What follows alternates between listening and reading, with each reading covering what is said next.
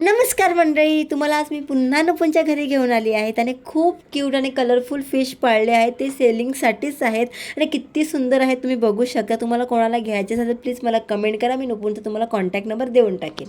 मग मी चालली होती माझ्या बेस्टीच्या घरी, ती खाली आली होती. मग आम्ही ठरवलं की आपण 80 रोडला जाऊया वॉकलाच. मग हे बघा, आमच्या मॅडम आल्या होत्या. आपण नखरे बघा, कॅमेरा ऑन दिसला की आमचे नखरे सुरू होतात. हे नेहमीची नाटके आहेत, तुम्हाला हळूहळू दिसतीलच. आम्ही च्युंगम वगैरे घेऊन खात खात निघालोच होतो.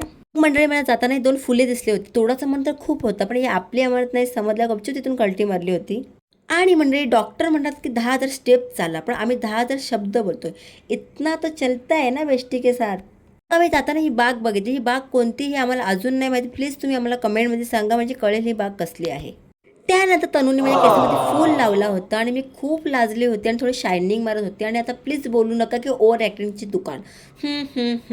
आणि मंडळी, आमच्या दोघींचा इकडे काय चालू आहे आम्हाला दोघींना माहीत नाही. बस कॅमेरासमोर आमची ओव्हर ॲक्टिंग चालू आहे. सो तुम्ही आमच्या ओव्हर ॲक्टिंगचे 50 रुपये कट करू शकता.